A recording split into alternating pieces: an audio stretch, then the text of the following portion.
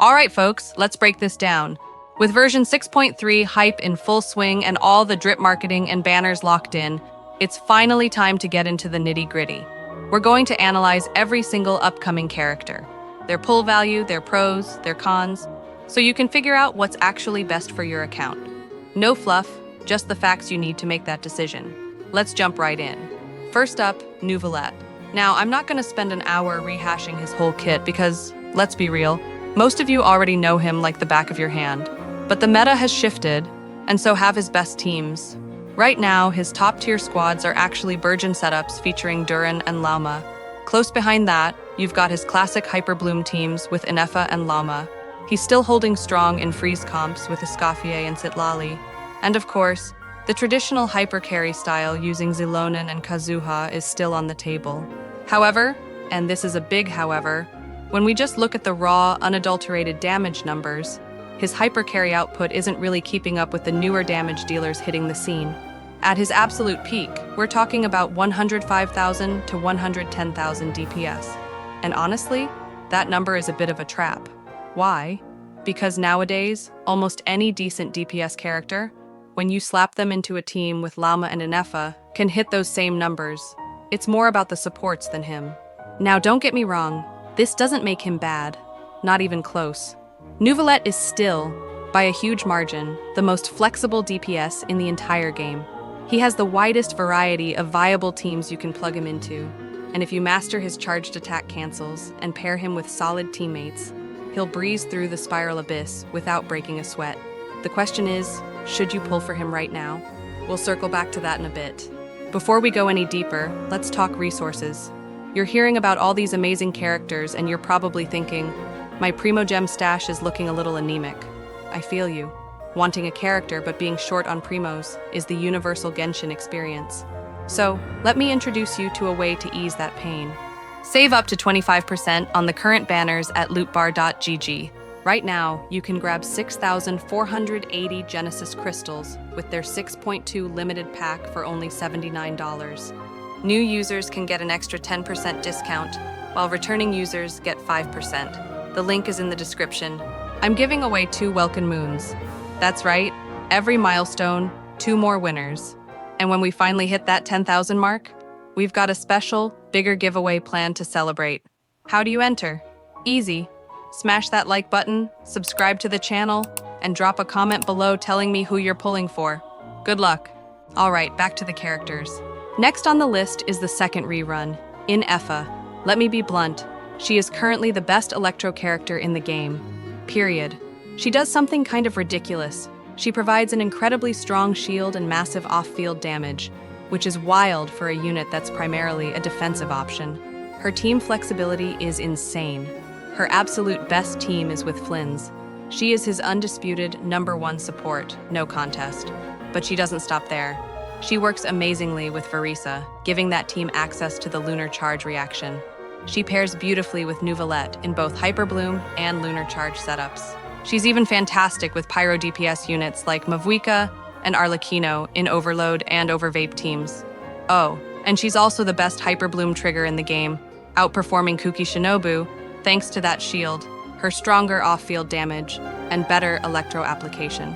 What makes Inefa truly, utterly broken boils down to 3 things.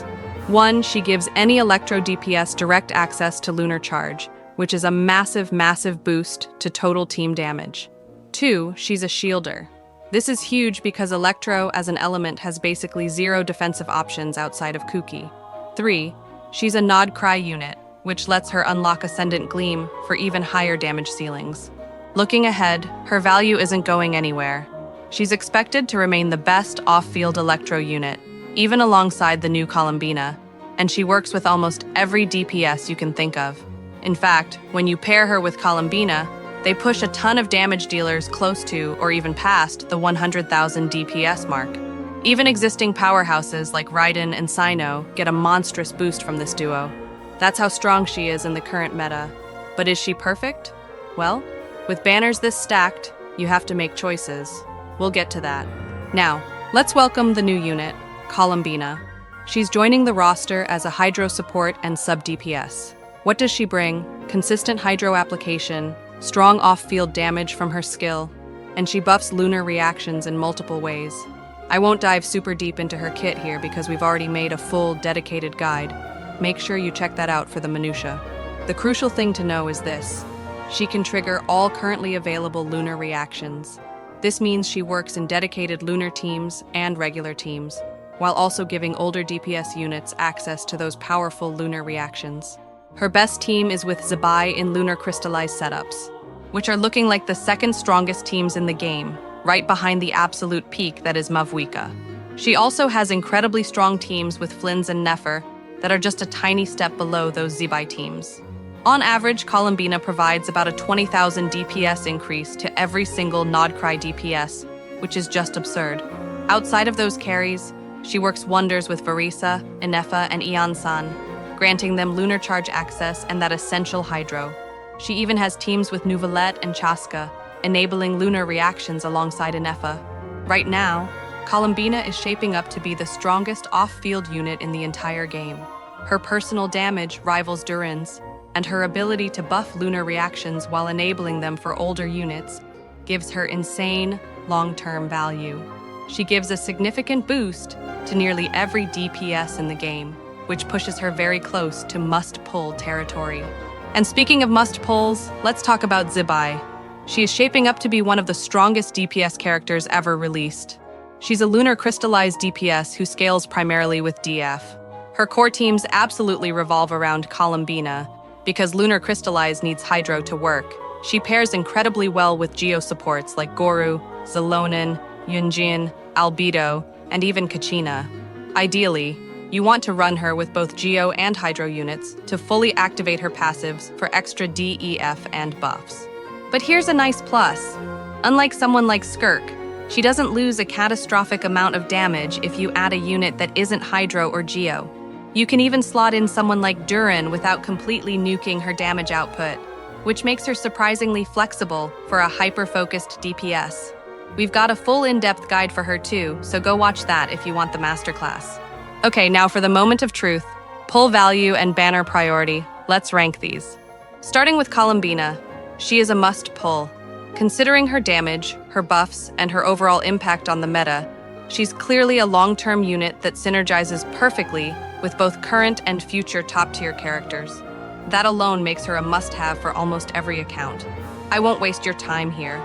She should be your first priority, no matter if you're a new player or a day-one veteran. Not only does she work with all current and future lunar DPS, but she has massive potential with non-lunar characters because she can trigger the reactions by herself. In my opinion, she is the best hydro unit in the game right now. Moving to second priority, this is where it gets interesting and depends on your account.